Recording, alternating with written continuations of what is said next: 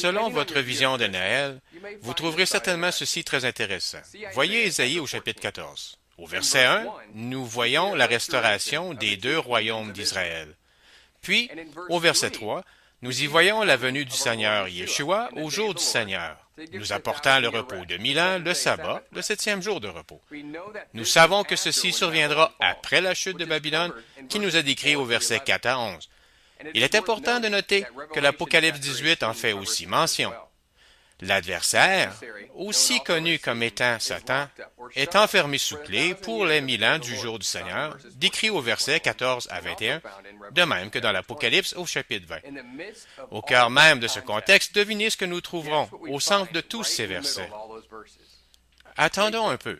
Avant tout, rappelez-vous qu'au retour de notre Seigneur Yeshua, nous allons tous célébrer les fêtes de Yahweh, telles que la fête des tabernacles de Zacharie 14 ou Ésaïe 66, ce qui signifie plus de Noël, seulement les façons de faire selon Dieu, car tout ce qui concerne Noël concerne les dieux soleil, et selon la parole de Dieu, nous ne devons avoir aucune part dans ces façons de faire, ni de les combiner à celles de notre Créateur. Il nous dit de ne pas apprendre des façons de faire des nations, ni d'adorer Dieu à leur manière. Ceci signifie certainement que Dieu ne regarde pas à ce que Noël pourrait signifier pour nous, mais qu'il n'a seulement regard à ce que cela signifie pour lui.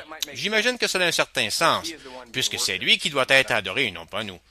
Je crois de même qu'il soit aussi logique que Yahweh déteste les dieux soleil, qu'il ne désire pas être adoré tel que ses dieux l'étaient, mais plutôt comme il désire être adoré. Yeshua, notre Seigneur, aime la parole de Dieu. De plus, c'est ce qu'il veut pour nous, la pure parole de Dieu et non pas les dieux soleil avec leur façon de faire. Eh bien, puisqu'il n'y aura plus de Noël, devinez quoi? Vous trouverez ceci très intéressant dans le contexte du retour de Yeshua au jour du Seigneur.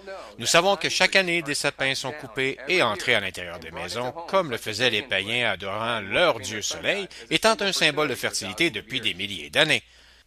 Même les sapins se réjouissent, car plus personne ne les couperont lors de la chute de Babylone. Au centre même du contexte de la chute de Babylone et du retour de Yeshua, nous lisons ceci au chapitre 14 d'Ésaïe et au verset 8. Même les sapins et les cèdres du Liban se réjouissent de ta chute. Depuis que tu es tombé, personne ne monte pour nous abattre. Noël est donc officiellement entièrement aboli par le mandat de notre Seigneur Yeshua. Il s'avère que Yeshua retire Noël du monde, faisant que tous les sapins se réjouissent à jamais. Simple réflexion.